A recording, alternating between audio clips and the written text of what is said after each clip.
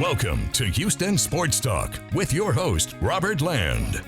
Thanks for checking into the best Houston sports podcast. Robert along with Sports Radio 610, Shaun Bijani. If you're new to the show, welcome aboard. And joining us to look at a rough last few days for the Astros is our former co-host, nearly 40-year sports journalist and lifelong Houston sports fan and follower, Stephen Kerr. And hey, Stephen, good news. Altuve, he's ahead of schedule on that thumb, man.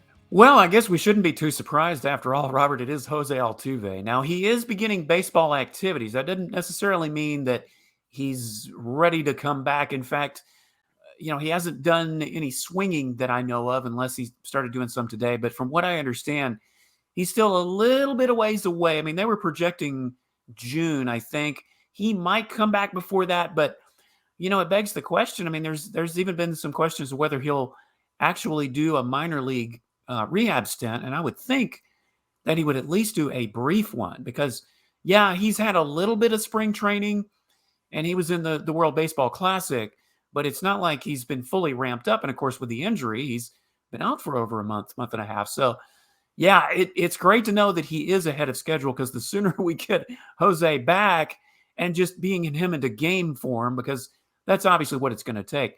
The sooner that happens, the better for this team, because they just are so up and down right now. Shaun, we talked about it right up the start of the season. Altuve, he's one of the most important players because, when this guy is hot, he carries the team, he ignites the whole thing. And when he's not, the team struggles offensively. And this team right now is struggling offensively. They are. And, it's kind of funny because we talk about how stacked this lineup is top to bottom all the time, right?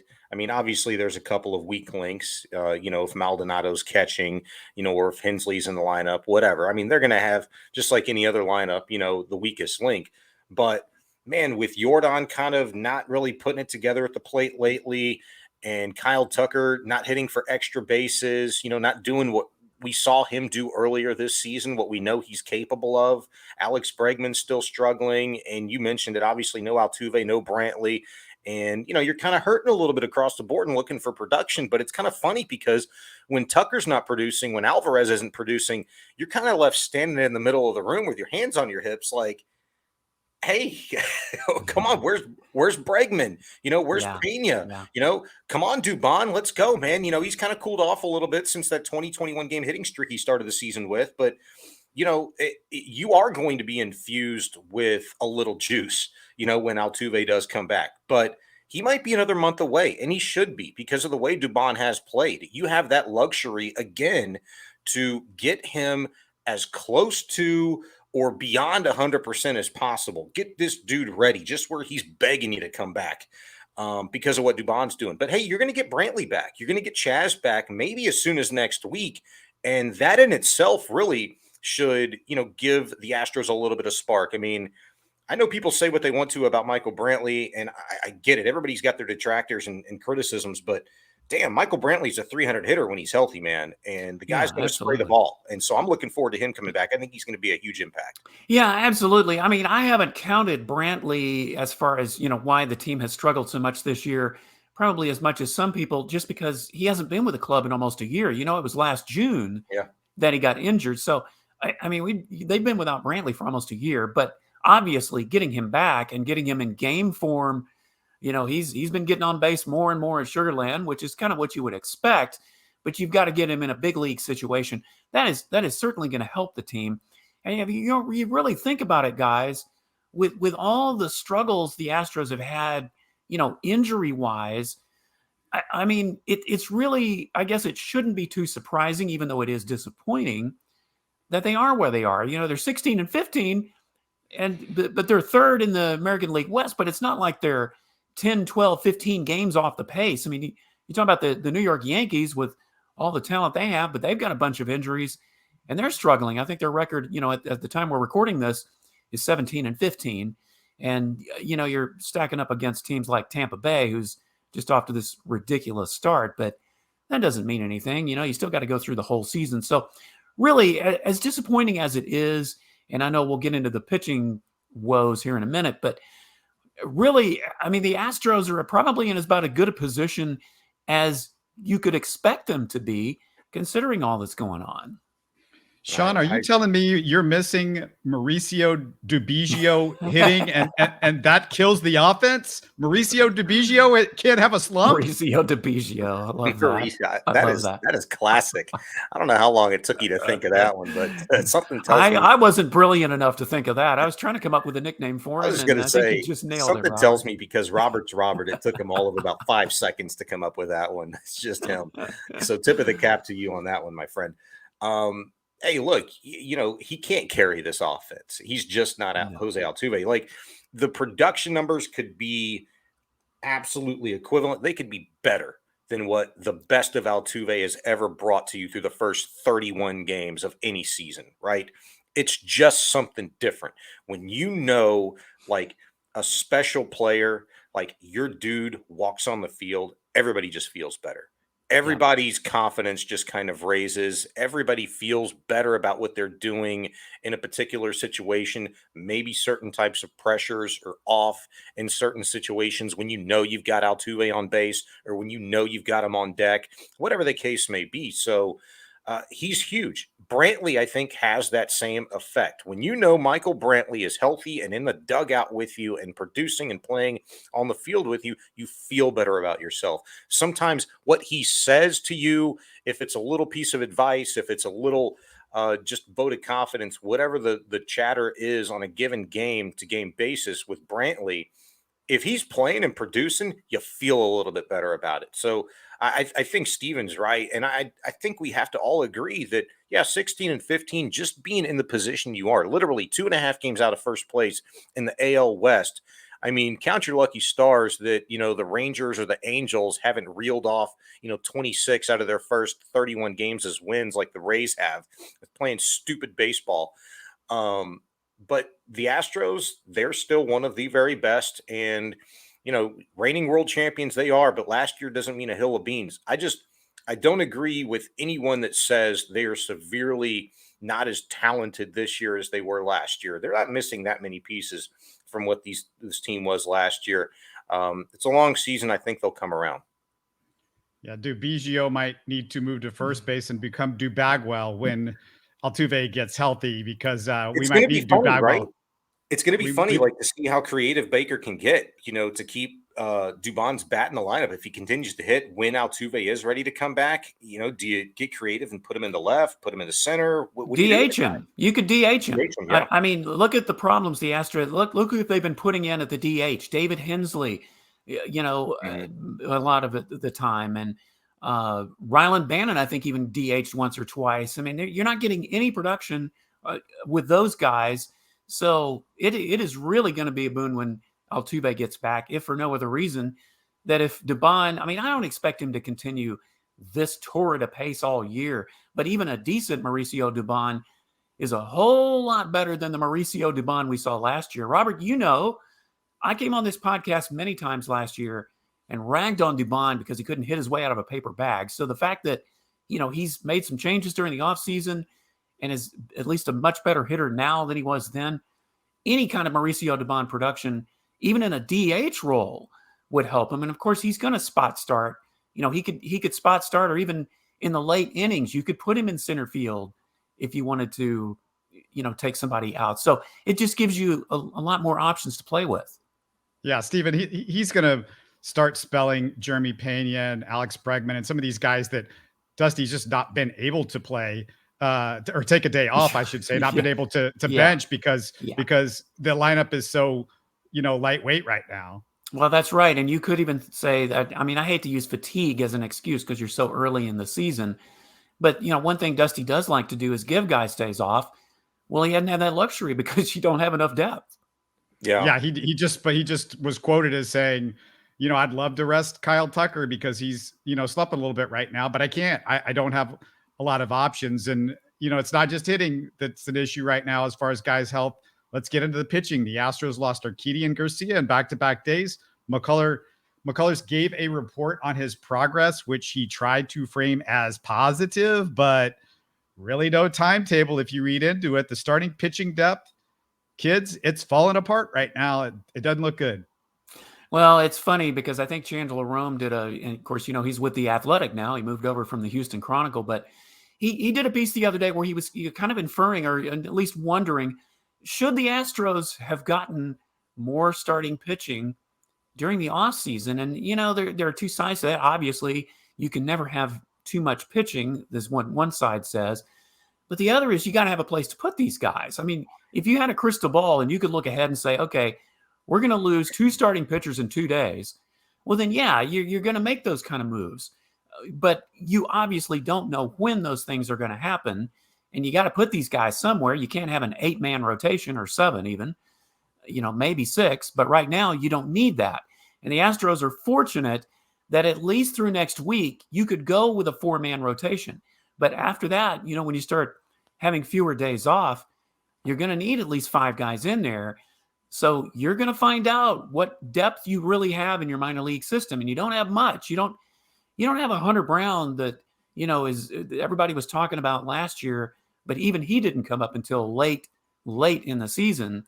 You just don't have that luxury. You've got some guys that have some arms who can start, but whether they're going to be effective or not is the question. The biggest problem that I have with what the Astros did this offseason, really 2 things. Even the emergence, I guess, if you call it a game or 2 here or there, of John Diaz, and he's looked good at the plate. Here more recently, obviously, we know the arm and what he can do on the base paths, and throwing guys out. But that's neither here nor there. Like, I really thought they should have been in the market for a catcher and a lot more serious about it than they obviously ended up being. It would have been nice to have a Wilson Contreras here and kind of phase Maldi out, because you do need a better bat when these guys are slumping. But the other problem I had is you lost Justin Verlander. And, I maybe took it a little bit too lightly, maybe much more so than everybody else did. Maybe everybody else was right. Because what did you really replace Justin Verlander with? You felt good about this embarrassment of riches, as we were calling it last year, with the starting staff when McCullers is healthy, when Verlander's healthy.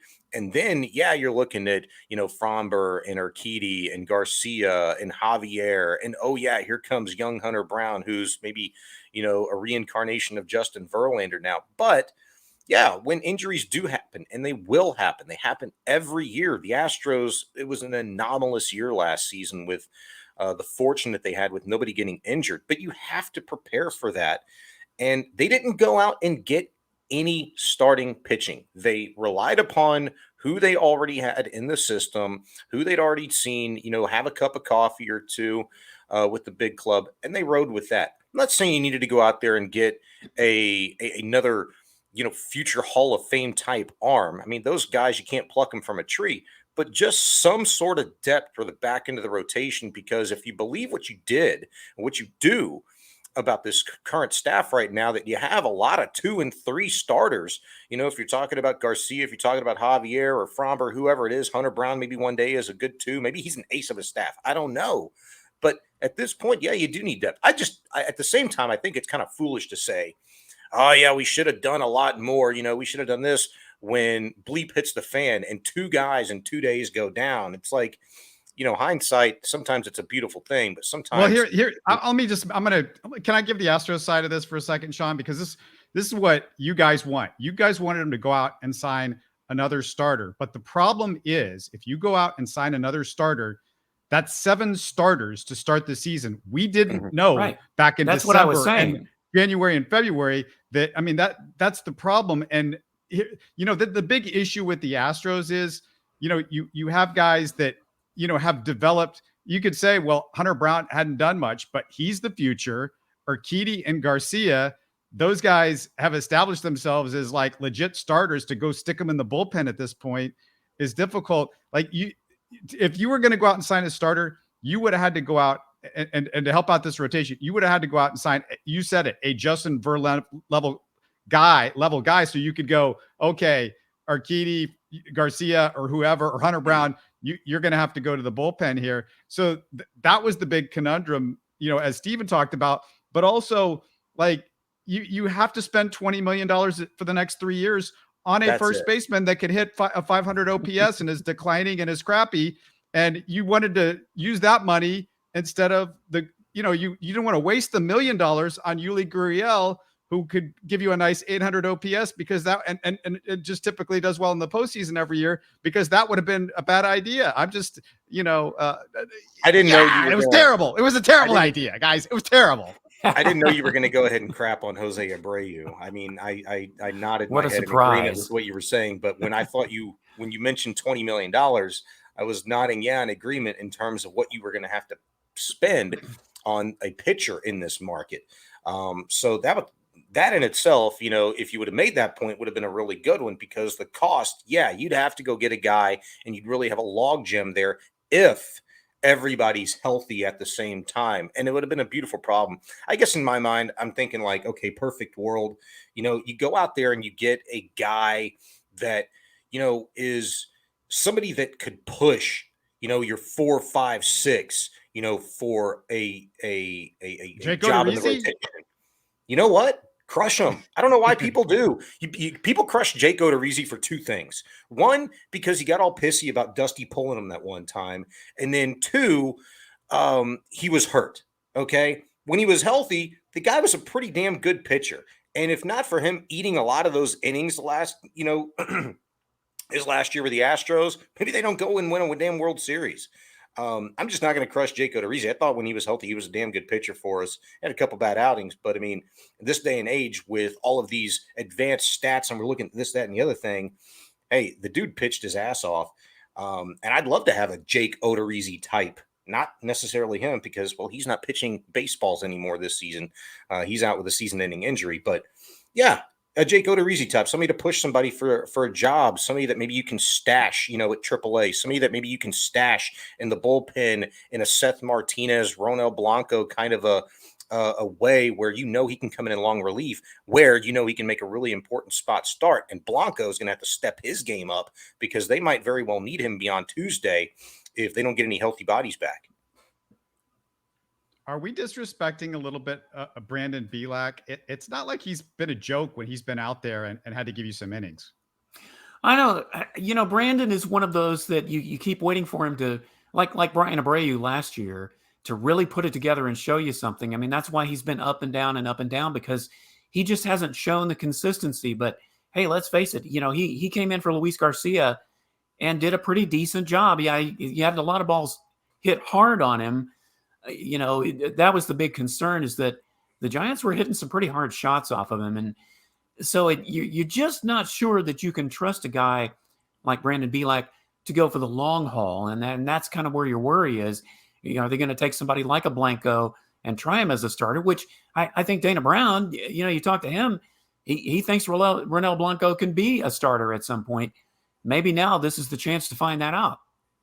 Yeah, I wish he would be a better reliever before. Well, yeah, I mean, his relief numbers they've been a little better lately, but yeah, it's not exactly as if he's been shining it up, lighting it up as far as a reliever either. I think you're right. I think you have to give Blanco. I think it's a perfect opportunity to do that. And yeah, we need to see a little bit more from Bielak because you're in a position right now to where, you need these guys for the long haul. And I'm talking about, Urquidy, and I'm talking about, Luis Garcia. You got to get these guys right. You got to get them healthy, and you're only 2.5 games out of first place. You're in a position to where, this is maybe something we're not giving, the Astros enough respect for, it being above 500, keeping their head above water with everything that's going on to start the season, the WBC, the impact that it, has potentially had on them directly. But if you're going to employ a guy, then you damn well better get everything you possibly can out of them when the opportunity arises. And Bielak, in a spot start the other day, came through, gave the Astros every opportunity to win a ball game. And you got to give him the opportunity to figure some things out, why he's getting such hard contact, how he can create more softer contact, how he can show in the zone a little bit more than coming across, with a slider that, doesn't have as much break on it, or he has to come across with his fastball in a position where he really shouldn't, but have the confidence in a breaking the ball where it shows in the zone, but falls out of the zone. That's why you're seeing a lot of hard contact with him, is I think he's afraid to really show in the zone and have it land outside of the zone. Young pitchers like that are in that kind of a pressure moment, I think, feel the pressure to have to come across with everything. It's not like you're going up there trying to strike everybody out. You're trying to get the ball in play, but they're hitting the heck out of the ball. You got to trust your stuff, and I think he's got the stuff to do that, but give him the opportunity to show what he can do. There's a guy named JP France, and we saw him a little bit in spring training. He's got some real potential. The rough thing with the Astros is you're in a little bit of a pickle because the injuries to Garcia and Urquidy are early in the season. If you have a guy of France's talent, you don't necessarily want to start the clock on him that early. You don't want to bring him up for just a start or two. So they're trying to, piece it together with guys that they don't really see as much of a future. And Garcia and Urquidy, they just might miss a couple of starts each. And to have both guys go down at the same time with McCullers down, I mean, that's the problem. I don't know what team's going to survive three starting pitchers going down, but the Astros have three starting pitchers gone down, but they still have three starters out there named Fromber, Christian Javier, and Hunter Brown. Those are three pretty darn good starters for most teams. So we can get all upset and say the Astros don't have enough depth, but you got pretty good depth when those are your three starters that are still left out there and pitching every day. Well, that's certainly true. And, sometimes your fourth and fifth starters are not exactly, if they were better, they'd be 1, 2, or 3 starters.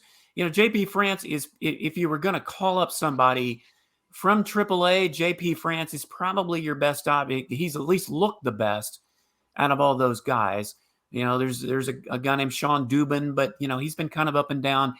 And I know the name Forrest Whitley is going to come up. People say, well, why don't you bring Forrest Whitley? Well, he's given up 14 runs in 21 innings, 14 earned runs in 21 innings. So he's not exactly lighting it up. And I just don't think you're going to see him, certainly not this early on, unless he can start straightening some things out. So, it's a problem. But what I would say too, guys, is let's say Garcia and Urquidy, or even one of them, is going to be out for a pretty good while. If the Astros can just keep holding it together with what they get, and once they do get McCullers back, once he rounds into form, who knows what could happen at the trade deadline. If they're still in a position that they're in now where they are in playoff contention and they're going to, can still make some waves and they need another pitcher, then, you can just see what happens at the trade deadline. But right now, you have to kind of piece it together with what you have. Yeah, I'm going to look at this as glass half full for a second on Urquidy, Shaun, real quick, because Urquidy goes down. Maybe this is something that's just been bothering him and he's been trying to pitch through. I don't know, but they're hitting 297 against him so far. He's got a 5+ ERA. Maybe this, start or 2 starts that he's going to miss, and hopefully it's not more than that. Maybe it's a good reset for him. Yeah, I don't think that's a bad take at all. I mean, when you go down with injury, it's not like you're sitting on your couch, just waiting and rehabbing every day for something to get better. No, I mean, you're trying to figure out exactly, why I'm being touched up as much as I am. Why am I not seeing the results that I think I should see? And so, yeah, you better believe that, he's studying film and he's trying to get right, and he's holding the baseball in his hand every single day that he possibly can, working on this, that, and the other thing. 100%. That guy, I told you, we've had this conversation probably, it's been maybe 2 years ago now, but with Jose Urquidy in particular, I'll never forget this guy's first major league start. And this is why I love the guy. I think he hit 2 guys, walked another, bases loaded, and there was nobody out. And that dude just did not lose composure. He stayed exactly the same on the mound, calm, cool, collected, but he had that freaking bulldog look in his face. And he went out there and got out of the inning unscathed. And that showed me something, just being a bulldog on the mound, not letting anything get to him. He was able to make the adjustment. If it was Maldi as his catcher, whoever it was at the time, just, getting a little bit of advice or word of encouragement from him and then just going to work. That's what he did. I know he's doing the same thing right now, while he's banged up and injured. And so a guy like that who has shown that he can pitch in big time situations and be consistent, be one of those anchors when a guy like Verlander's down, when a guy like McCullers is down. He and these guys like Garcia and Javier, they've all done it before. They're battle tested. So I've got every ounce of confidence in a guy like Jose Urquidy, and I hope he is here for the long haul with respect to this season, because I think you've learned now that all of these guys at any one point in time are vital to the success of the staff, just to the team, because you never know who's going to go down. You never know who else is going to be affected by their regimen, being hiccuped or interrupted this offseason, as the World Baseball Classic has unfortunately done for the Astros, more so than anybody else to this point, at least. Well, I'm certainly no doctor, but I'm more concerned about, I think, Luis Garcia's injury than Urquidy's at this point. And, that obviously remains to be seen. But, Garcia was just starting to get it together when this happened. And, the thing about Urquidy is that he did come on better as the season went on last year after he was out briefly, last season. So, there is still plenty to look forward to. There are just a lot of unanswered questions right now, guys. Mm-hmm. I know Kyle Tucker's struggling a little bit right now, but please, please, please, Dusty Baker, Jose Abreu has stunk the whole season. It is time to move him out of this 4 spot. It is time to have him not behind your best freaking hitters. It is time for him not to be protecting Alex Bregman in the lineup or Yordan Alvarez in the lineup, because he's not protecting anybody. Drop him down in the order. Corey Julks is crushing it, even when he's slumping compared to Jose Abreu. Just drop him down. I'm sure his real light ego after being in the baseball for a decade is not going to be crushed by just moving him a couple spots down in the order until he gets his act together. Earn your stripes a little bit, and he's not protecting anybody right now. Yeah, well, I think he did it once. I seem to recall one lineup where he moved him to 6th. Yeah. And then he moved him to, he'd been batting 5th, I think, at one point. Then he moved him to 6th, and then he moved him up to 4th. So it's like, well, you only gave him one shot at the 6th spot. Why not keep him there for a little while and see if you can get him going? Well, I think here's the thing. When Jose Altuve comes back, or Michael Brantley comes back, and you start Michael Brantley with one of both of those guys, you're going to have to move Abreu down in the lineup, especially if he keeps hitting the way he is, because you've got those guys coming in. So I think it's going to happen, whether Dusty wants it to or not. But it is a little puzzling, why he hasn't just kept him in the 6th spot, and maybe even further down if he continues, because it's just gone on way too long. I mean, he's typically a slow starter, Abreu is. But I mean, come on, this is, we're getting into May. It needs to get a bit better than that. Yeah, he's typically a slow starter, but every number across the board, you could look, and I just pulled up like his career splits in terms of months. So I mean, everything you just said right there is true. But the problem is every other number across the board over the course of the last 3 years says that not only is he a slow starter in April and March, but he's declining with his hard hit percentage, with his batting average of balls in play, with his everything, literally everything. So you're trying to figure out exactly why that's the case, diagnose it, and then can we fix it? And Alex Cintron said the other day that it's something mechanical, but the way that he'd said it didn't feel like he's actually identified anything particular yet with him. It's that, well, I think it is, like he's in the process of this whole thing. And then, I think it was last night I'm watching the game, and Abreu smokes one to straightaway center. It was 2 nights ago. Smokes one to straightaway center field. I mean, you couldn't hit the ball any harder. He hit it 107 miles per hour off the bat, went for an out. That's the second hardest ball that he's hit all season. So I said to myself, Cintron could have been playing coy a little bit, and, maybe he has identified something. Maybe they have been working on it. That ball right there spoke, volumes to me when I went back and I replayed what Cintron said. And I was like, you know what? We just want to see him hit the ball hard, put the ball in play at this point, and then, we see Bregman go through these things where, he's hitting the dog, out of the ball, and they're just going for outs. And we're like, man, where is it? Where is it? Where is it? A good hitter is going to produce eventually. The ball's going to, find grass eventually. And if Abreu's figured anything out, he'll see that same type of success. I'm hoping that we're watching that turn the corner now a little bit, because his numbers, from May on to the rest of the season, I mean, they do nothing but this from a career standpoint. And I know all his power numbers are down. He's yet to hit a home run, but I'm not going to crush him just yet, man, and say this is money not well spent at all. But I am with you guys that Dusty's got to find the best possible position for him in this lineup to help the team. It's not just about him. Well, one thing that did concern me that I read recently is that Alex Cintron seemed to think it was something mechanical. Abreu disagreed. He just said, I'm not seeing the ball well. That it's not a mechanical thing. So, the fact that you're kind of disagreeing with your hitting coach a little bit it's a little bit disturbing to me. But yeah, the home run production, I mean, it's not surprising because it's been going down for the last several years, but it is surprising to me that he hasn't hit a single one yet.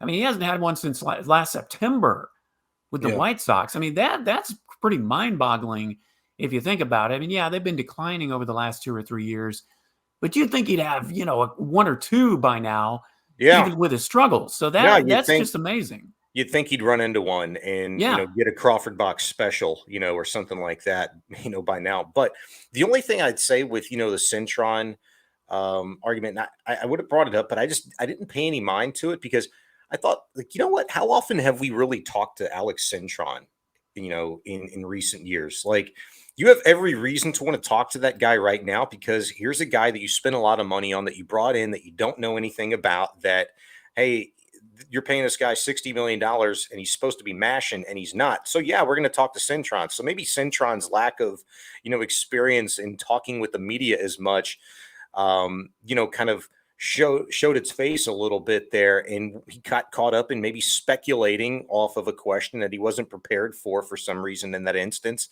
And Abreu was like, well, hey, no, actually, it's not mechanical. I'm just not seeing the ball. Maybe they haven't talked. Maybe Cintron just got caught up. I don't know. I'm not going to make a thing of it, but I do see what you're saying. I just, you have to know they are trying to figure it out. And yeah. I think, just like with any other team, they're 31 games in a very long season. There's a little chemistry that maybe needs to work out. There's a little communication that maybe can be a little bit better between the two, between everybody. Maybe Abreu himself, maybe he's feeling a little bit of pressure knowing that, hey, he's replacing, a former batting champion. And he's on a World Series championship squad right now, and he's maybe not doing everything he possibly could to maybe open himself up and say, hey, I need help. I just can't figure it out. So we'll have to see, but I'm gonna give him the benefit of the doubt, I think for this month, and then it becomes go time. Yeah, we're gonna have part 20 of our Jose Abreu as the world turns next week. Hey, we got a couple of good guests. We got a couple of good guests coming up in the next week, so stay tuned because we're going to talk to the Chronicle Texans, one of our favorites, Chronicle Texans reporter Steph Stradley, and we're going to have a Texans quarterback on the show next week. Yes, we're going to have a Texans quarterback on the show. That's your tease. But let's talk about draft, Stephen, because you haven't had a chance to chime in on it. What did you think? Have you bought your CJ Stroud and Will Anderson stock yet? Hey, Robert, I can't believe I'm saying this. Take this down, write it down, because I didn't think I'd be saying this for a long time. I'm actually a little excited to watch these Texans next year. Can you believe that? I mean, here's the thing. And the draft was certainly one of the most surprising drafts I've ever seen across the board. But let's think about this, guys. For the last several years, we, the national media, fans, have been crapping on the Texans, whether it's for Bill O'Brien, Jack Easterby, Cal McNair, Nick Caserio not having a quarterback that Deshaun Watson, the whole mess. All I heard about the first couple of days of this draft is how the Texans stole the show. That's right. The Texans stole the show. Now, if you ask Bill Simmons, he thinks that he's the only one that doesn't care what the Texans do, but that's Bill Simmons. He's an East Coast guy. So what do you expect? I must say, they've taken a gamble here. And I know you guys have talked in the past, and Robert, you and I have too. Are we going to need to start calling him Trader Nick because of all the trades he's made? He's made 9 draft day trades, I think, since he's been the GM of the Texans. So it's one of those things. It's going to be feast or famine. History proves that this kind of trade, to get Will Anderson, history is not really on the Texans side.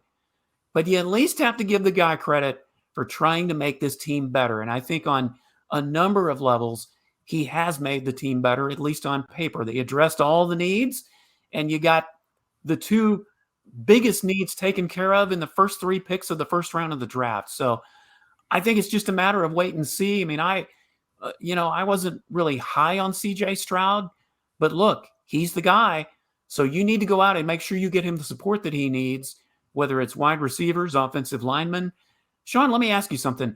All the wide receivers, not all of them, but a number of them that the Texans already had and even got in the draft, they seem to have more slot guys than they have that real impact outside receiver, number one guy. To me, that's really what they still lack.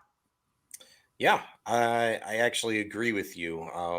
They're not short on athleticism, but they are short on that big body type of guy that can go up and get it. I mean, aside from Nico Collins, who is at best, I'll classify as just an unproven commodity for the Texans at the position.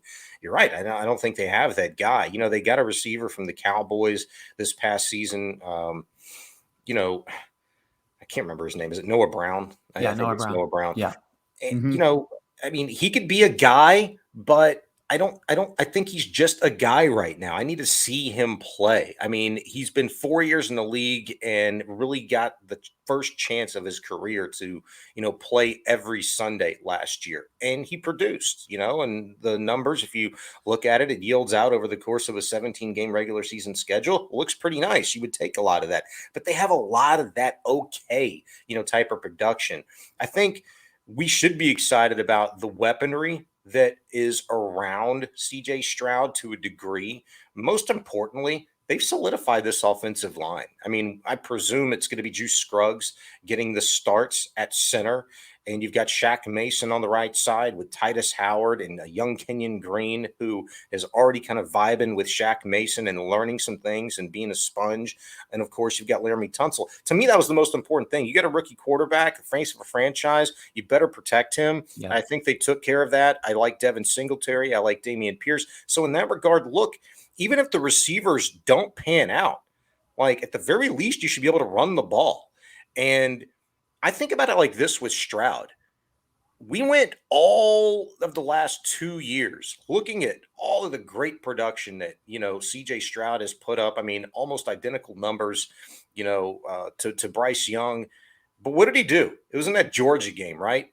He played uncharacteristically and ran the ball a little bit more, looked a little bit more instinctual. Like, I think about that. And then I think about, well, how the hell is he going to look in a Bobby Slowick coached offense? From the Shanahan tree, the creativity that we've seen just evolve and evolve and evolve from that system.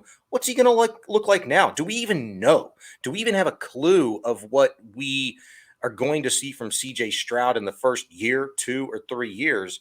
And I say, no, I don't think we do at all, because if he surprised us that much out of one game, if that was as much, Ryan Day as it was just Stroud, just letting him hang that day, I don't know what it was. But I think once he gets comfortable in an offense, we're going to see a little bit of a different guy than we thought we knew in college in CJ Stroud. And I think the weaponry in terms of the receiver core, it's probably going to take another offseason before you get him the guys that he needs. I got lectured by somebody on Twitter telling me, because I had never played football, I didn't understand that Will Anderson was a bad pick. And I'm like, well, wait a second. Didn't everybody that was covering the draft, that all the general managers, I think everybody in football agreed that this guy was like a top 2 or 3 pick. And the guy's telling me, oh, well, and the guy, by the way, he also argued that Jadeveon Clowney, the problem wasn't the fact that, he didn't add more variety in his game. He didn't work hard enough. The problem was an injury. And I'm like, an injury? He was still like, I saw him the first few years. He was still one of the most, and it wasn't like I'm not saying he was bad. I'm just saying the guy could have been elite if he was a little bit more better technically. That the problem was not physical with Jadeveon Clowney in the first few years, his years with the Texans. He missed a few games. There were some injuries, but that was not the problem. The problem was the other stuff. But Yeah, How much apparently. you want to bet that guy didn't play football either, Robert? Yeah. Oh, he did. He Yeah. played middle school football Yeah, back in my maybe day. Pop Warner. So, Yeah. I was the quarterback, for my Yeah. 7th grade team, and I won all Exactly. district that year. And he's got his little, medium T-shirt to show off for it. But yeah, I don't know, whatever. There's a billion of those guys. Well, time Oh, will Bill tell. O'Brien. How about Bill O'Brien? He's played a bunch of football. Do you want to have him in charge of your Texans again? He was brilliant. He knew players. Exactly. He knew trade value. He knew what to do. I mean, Bill O'Brien. Come on, man. Brown University. He was a star. Brown University. Yeah. Anyway, last thing, Stephen. I guess haven't also talked to you about the Rockets got a new coach. You get a better feel for this team now? You can get a little more excited about this team. I'm trying to get Shaun on the bandwagon. Can I get you on the bandwagon a little bit with the new coach? Well, I actually am. I mean, I think Ime Udoka was the best hire the Rockets could have made with what was available. Because you know what? Some of the guys that were out there, like Kenny Atkinson and Sam Cassell, I mean, they were around when the Rockets were interviewing and hired Steven Silas. And I think they needed a coach that had experience winning. Now, I know, Udoka, yeah, he did take the Celtics to the finals. And yeah, he did have a pretty good team in place when he took over. We need to see what he can do with a rebuild. I mean, that's going to be the big question for him. And, my position as far as, what he did in Boston that got him suspended and ultimately let go is, look, it was wrong. It was inappropriate. And he has said that. But it's not as if he committed a crime or, a domestic violence type of thing. It's a very complicated situation. But all you can say is that he, has said that he's grown from it, has made some changes. Time will tell that. But I think the Rockets did make the best decision they could. I think he was the best coach. If you weren't going to get a Nick Nurse in there, and I wasn't totally sold on Nick Nurse, but he certainly had the experience that I think the Rockets needed. But what I really liked, Robert, is the fact that he came out and is finally saying some things that needed to be said. And I know you guys talked about this already, but the youth is no excuse thing. That's one of the best things I've heard a coach say in a press conference in years. And it is the absolute truth. If the Rockets didn't have a lot of veteran presence, but I think part of the thing is that they kept just falling too much back on this. Oh, we're young. Well, it's time to start getting older. And so that's what I really appreciated about him coming in. I think you are going to see a different team on the floor next year, just from an attitude standpoint. And who knows who they're going to bring in between now and training camp. Hey, Shaun, I would love it if the Rockets just came out with their new slogan this year. #youth is no excuse. Just every single one. Youth is no excuse. It could be a good Twitter tag for any of us right now. Yeah, they could do better than that. Like, they could do a little bit better than that. You're right, though. Just say in regards to the youth movement, we heard a lot of youth being an excuse, but I think they were protecting, a lot of the guys. And what I think of when I hear youth is everything that we didn't see over the course of the last couple of years with these players in energy, in hustle, in effort, and seeing the results on the court and them playing better defense. Everything that they made about an excuse, to me, I look at it as an advantage when you're talking about having extremely young players in a league playing against, 30-something ballers in the NBA. They should have been better. They just did not have the coach that could pull that out of them. They didn't have a general manager that was allowing the coach, I don't think, to pull that out of them. It was a designed crater, and they're there. And I think Ime Udoka, when you say, Stephen, that, hey, we want to see how he does in a rebuild. Yeah, you're right. But this isn't a tear down and a build back up. He's got to be the guy that builds this back up. The teardown is there. It was a deep ass crater, right? And he's got the talent available now to him, and hopefully the youthful ears and eyes and will from his players to pull them out of this hole. And they should be playing some really entertaining, electric basketball this year with Ime Udoka. By the way, I have a question for you guys. Have you seen this dude smile yet? Has it hit him, that he is a head coach in the NBA after sitting out an entire year? Like, And do you think he realizes the amount of talent that he has walked into on this Rockets roster? Like, I don't really sense the excitement from him. And I kind of like it in a weird way that, he's a bulldog. He's coming into this understanding from what he'd viewed on the outside looking in that, boy, this is a mess. I got a lot of work to do before I crack a smile. Oh, These I guys are think going you to have to just do said something it. special to make me smile. Yeah, you just said it. I think he's too busy worrying about all the changes or just the readjustments he's going to need to make to get too excited. He I'm looks sure miserable. He Yeah, looks miserable well, already. My first thing was like when I'm seeing these interviews of him, I think of Jeff Van Gundy and how miserable Jeff Van Gundy was every single time I stuck a microphone in his face. Every day, every shoot around practice after a game, the guy just looked like he'd been on a all-night bender. well, And Ime Udoka looks the same way. He's like, he was a I'm pretty so decent tired. coach, though, at least, for the Oh most yeah. part. So, No, hey, if it helps you win, go ahead. Just don't smile at all as long as you win.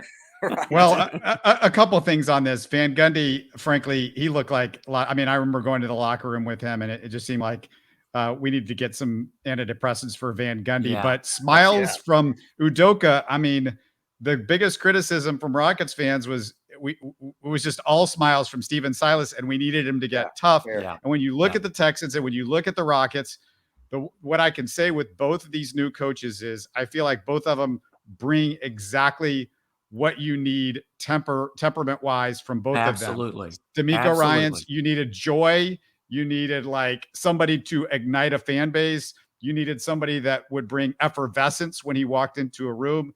And that's what D'Amico Ryans does. With Udoka, you need somebody that's no nonsense. You need somebody that's like ready to get serious and down to earth with these guys. Like, you guys have actually got to try hard on defense. This is not when this in Club Med. You actually got to go try hard on defense. And look, I mean, we talk a lot about Udoka and the fact that this guy was in a finals, but he coached under Greg Popovich for years. This is somebody that has Pop's mentality a lot in his demeanor. He's somebody that's not going to pull any punches, but yet he still can be relatable the same way Pop can be relatable. Pop can take his guys out, go have wine with them at dinner and a really nice dinner. And then the next day he's in their face and he's calling timeout 30 seconds into the game to get in Tony Parker's face and saying, "What are you doing out there?" So that's, I think, what Udoka's going to bring. And D'Amico's not going to play games, I'm sure, either. But I think the whole franchise just needs a little bit of a lift from the joy perspective. And no offense to Lovie Smith, who, he was a guy that, had a little bit of that to him as well. But this is like, there's an exuberance to D'Amico that you didn't get from Lovie or David Culley, although there was trying, but it wasn't convincing. And, you definitely need that to change after, all these years of Bill O'Brien and Mr. Dowerhead's, snarl, meanie man. It's so nice to have D'Amico here and think that, hey, this year we're going to get to see a guy coach 17 games that I actually like. I like him as a personality. I like him as a person, and I wanted him to be here, and it wasn't some third or fourth or fifth or sixth choice. It was actually everybody's number one choice was D'Amico Ryans. And how great is that? Mm-hmm. Yep, 100%. Jimmy Ward spoke today and was talking about D'Amico and how those two particular even talked together while in San Francisco. And D'Amico, per Jimmy today, wanted Jimmy to always come and be his safety wherever he was going to be at. He was coaching in Denver or Houston or Indianapolis, wherever, Carolina, wherever it was going to be. When he gets that head coaching opportunity, he wants Jimmy to come be the safety for him. And you got a couple of San Francisco 49ers over with D'Amico and bringing that culture in, not to be San Francisco, but to just help guys, true pros, guys that are actually good, that have made marks in this league, to come in and show these young guys what winning looks like, what it feels like, what it sounds like, what it takes. And Jimmy said exactly that. I'm here to be an extension of the coaching staff, and to show these guys what it takes. And I think Ime Udoka is going to be charged with doing much of the same in assembling his staff and the type of players that they seek out in free agency. Guys that have been there, done that, made a mark, know what winning feels, tastes like, what it takes, and they're going to bring it in. And it's going to be just like John Wall said. It's going to be a culture shock to some of these guys that thought they were getting away with like, hey, I just go out and ball out. This team don't care if we win or lose. I'm going to get mine. It's going to be a stark reality, whenever you're out there and you're hustling and you do all of the things that you think you need to do and you still get that L. How do you rebound? How do you get through those adversities? Yeah. That's the real challenge that Ime Udoka's got with this new club. It's about 10 weeks away from exhibition games. I can't wait for the Texans. I can't wait for the Rockets next season. But always fun to have you on the show, Stephen. Can't wait to bring you back again. Most importantly, thanks for doing this. Well, hopefully, maybe this will light a fire under the Astros like it kind of did last time, Robert. But yeah, always enjoy talking to you guys. Thanks, Stephen. You're listening to Houston Sports Talk. Hey, don't forget to support us by subscribing and commenting on YouTube. You can always listen to us on Spotify, Apple, or your favorite podcast app. Tell your friends about us and share our show links on social media. Spread the word, everybody. Thanks for listening.